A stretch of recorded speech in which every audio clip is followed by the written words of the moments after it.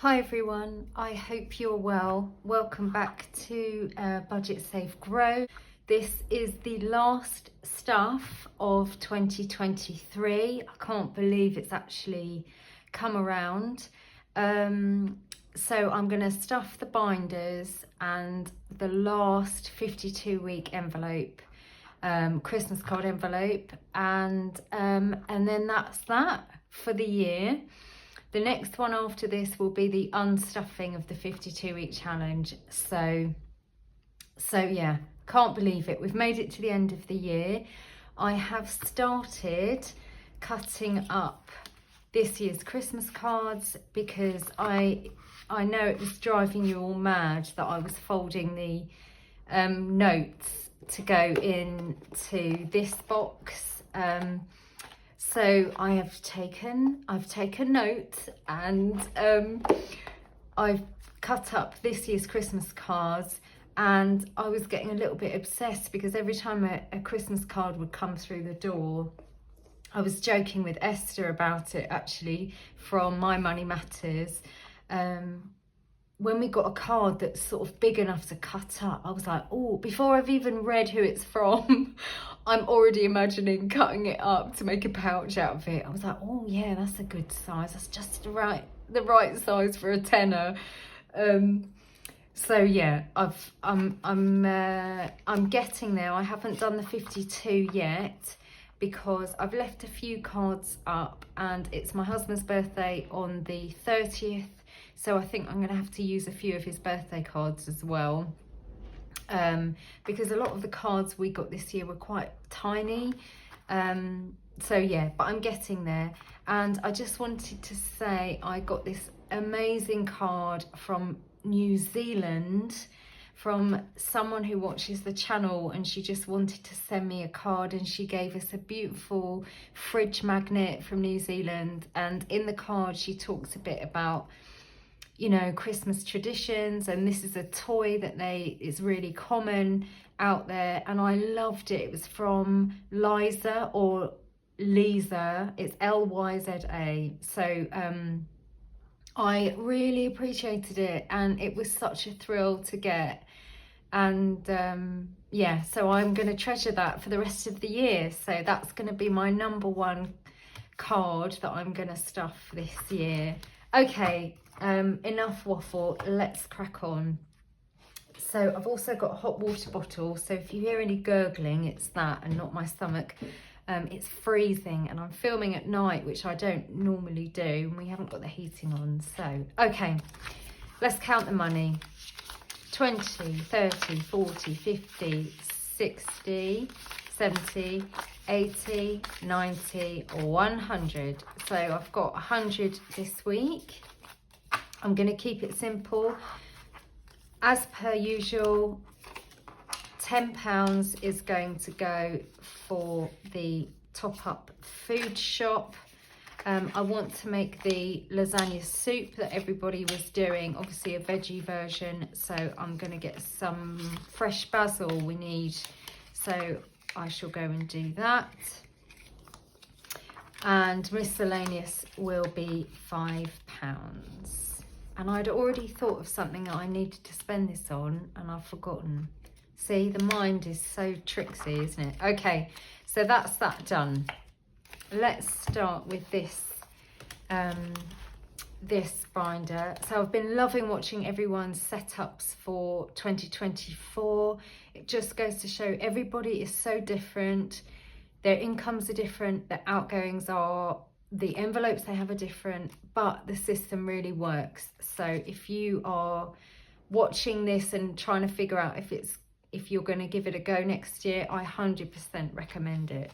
So gifts isn't getting anything, neither's clothes. Bramble is going to get 10. Currently he's got 15 in there, so I'm going to add 10 in, so that's 25. I was going to count up all the money that's in here as well. I might do that when I do my unstuffing, just to see where we're ending the year on. So camping, I'm actually going to put £5 in. caravan season will soon come round and I will go and stay in my parents' caravan, so that needs to start being topped up. Home is going to get 5. It's that time of year, isn't it, where you really just want to declutter, you know, repaint. You know, we haven't decorated for so long in a couple of the rooms of our flat, and they're so tired, so I want to buy some paint and things. That's 20, 30, 40 in home. There we go. And the last one that's getting stuffed in here is health. I'm going to put £5 in here just to bring it back up to the tenner. So we used it for some cough mixture and strepsils, things like that, but it also covers a prescription should we need it, so that goes in there. And it made me think, actually, you know, I don't know, I'm so lucky, because my dad told me a story that when my aunt was born, so his sister, she was born with the cord round her neck, and luckily my granddad had won 5 guineas, I think it was, maybe £5, anyway, something little, on the pools that about 2 weeks before that, and he'd saved it and he'd hidden it in a cupboard, and that was the amount that they had to pay, because she had to be taken by ambulance to be seen by a doctor, and this was pre-NHS, and so that's what he spent that money on. And it just made me think, you know, we are so lucky. I mean, you know, that's just one generation up from me. That was my aunt when she was born.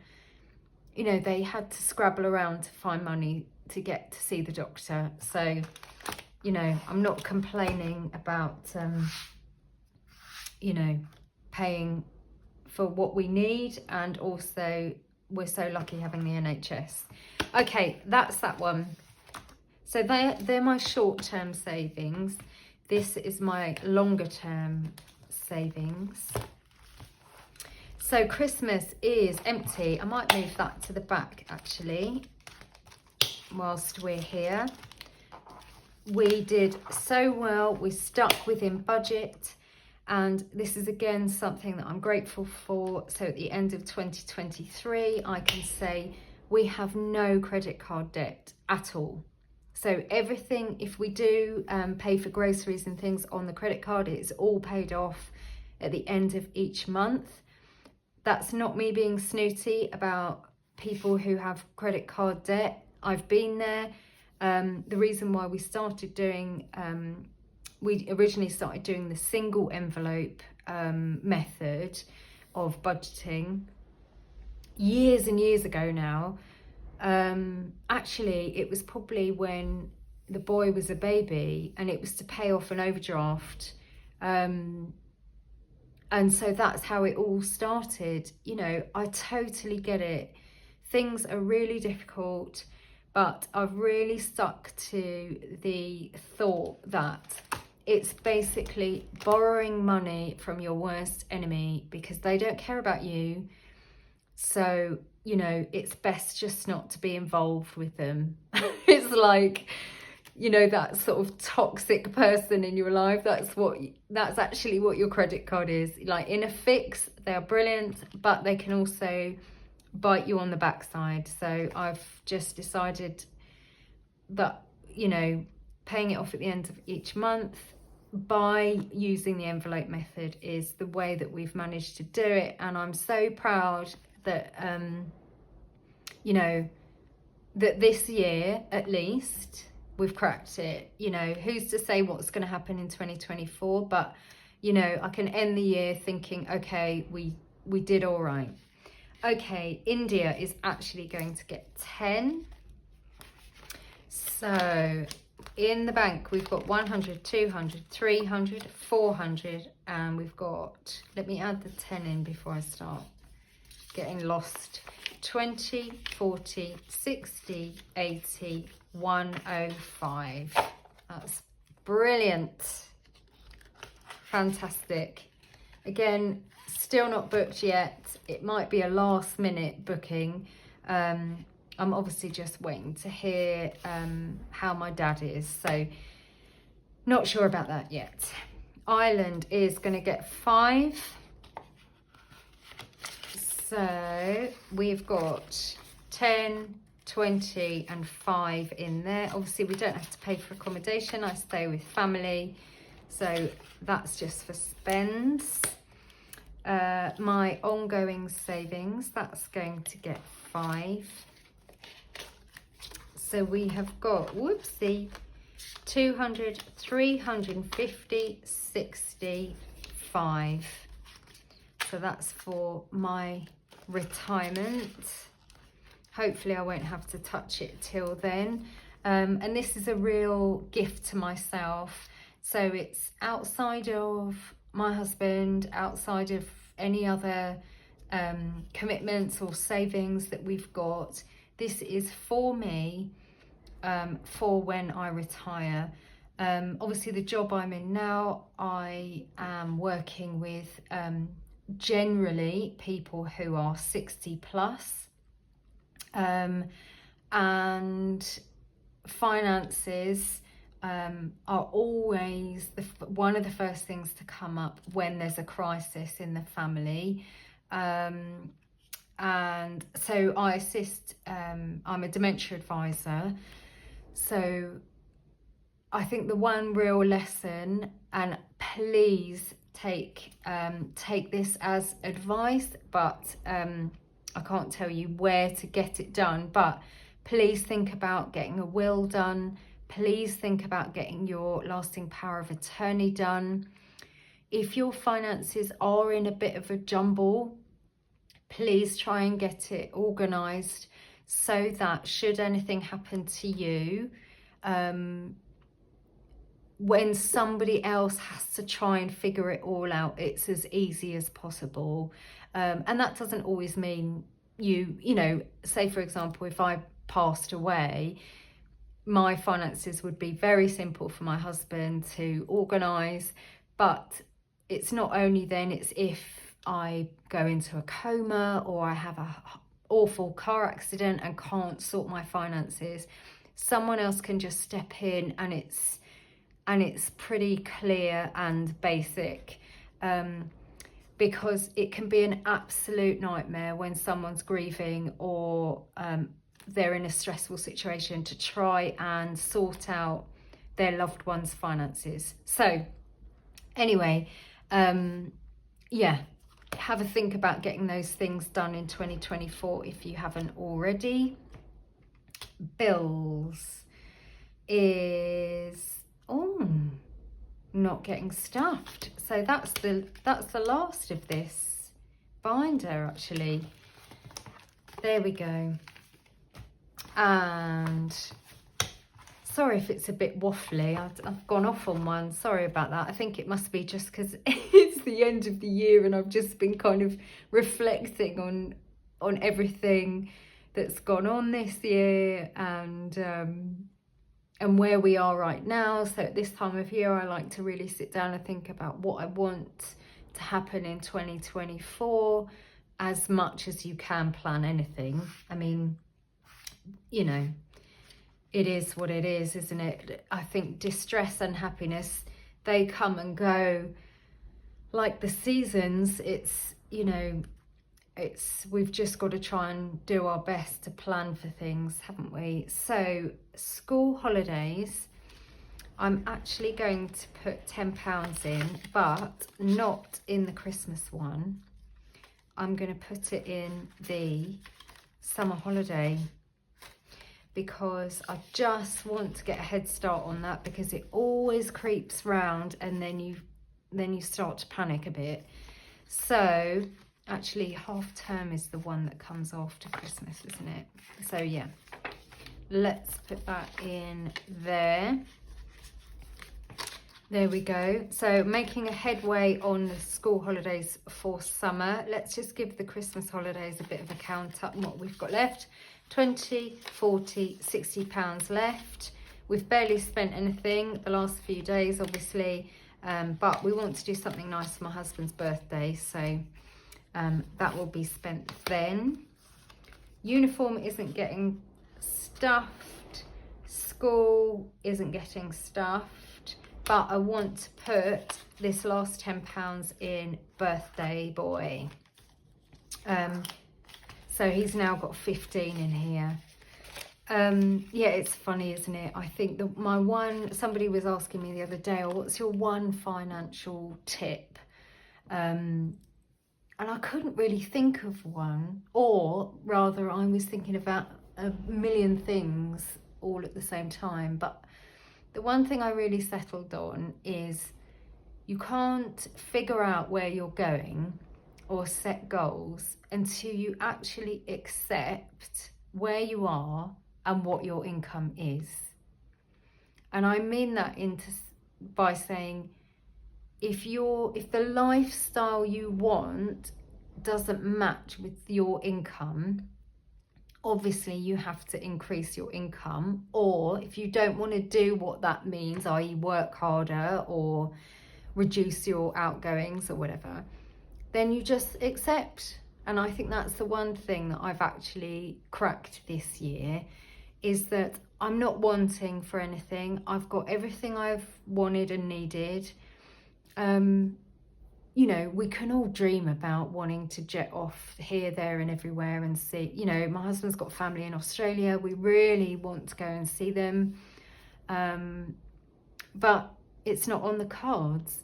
And I was reminded of when I was in my 20s, I wished I was a tall, leggy brunette with sort of golden skin and like flat chested. You know, I was desperate for it, especially as a dancer. I wanted to be as tall as possible and as lean as possible. And, you know, over time, I've had to accept that I actually look like a cross between Dolly Parton and Anthony Worrell Thompson. And that's not doing myself a disservice. It's quite accurate. And you know what? It's totally fine. I've got a husband who adores me. I've got a beautiful boy. You know, my clothes fit. I'm quite fit, you know, and active. Yeah, so you just got to accept it. I can't fight with myself any longer. So I accept the income that we've got. I love our work-life balance. I don't want to. I could side hustle if I wanted to get more income, but I don't want it. I don't want to be on my phone any more than I already am. You know, I don't want to be out of the house, away from my son any more than I am now. So I just accept. This is what we're working with. Let's try and make it work. Okay, I probably shouldn't film videos at night, should I? It's good job I don't drink. Imagine if I'd had a glass of wine or something before filming. Okay, here it is. I'm going to put £20 in.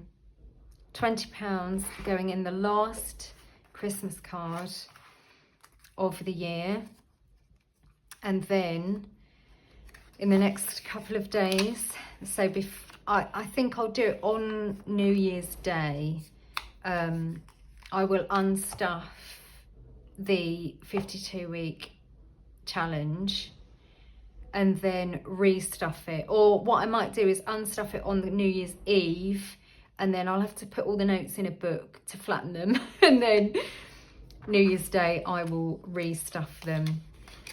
Oh, look, I'm going to have to do that. It's only for one night. Sorry, I'm sorry. I know it makes you all cringe. That's it. It's done.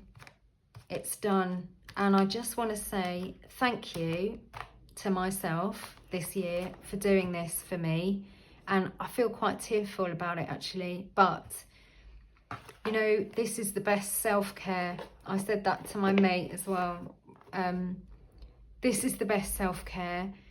Don't get tricked into it being stuff or things or, you know, whatever it is, candles, haircuts, all of that stuff, they are amazing and they do make you feel good, but it's only temporary. This is going to set me up for the whole year. So I don't want a quick fix.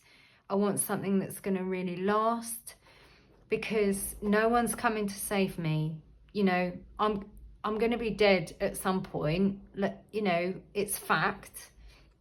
I'm not maudlin about it at all. I just accept our lives do come to an end, and I want to look after myself, but also I want my finances to be healthy enough so that those that outlive me aren't left in, you know, a difficult situation where they're trying to figure it all out. I want them to be, you know, in a positive place. So anyway, there we are. That's it. 2023 done. Thank you so much for sticking with me and for spending your precious time watching these silly little videos. You know, I really appreciate it. Time is limited, and the fact that you sit down and watch me waffling on about nonsense, I feel so grateful. So thank you so much. Please, I hope you're wealthy and healthy and wise in 2024, and I will see you for the big reveal. All right, take care everyone. Bye.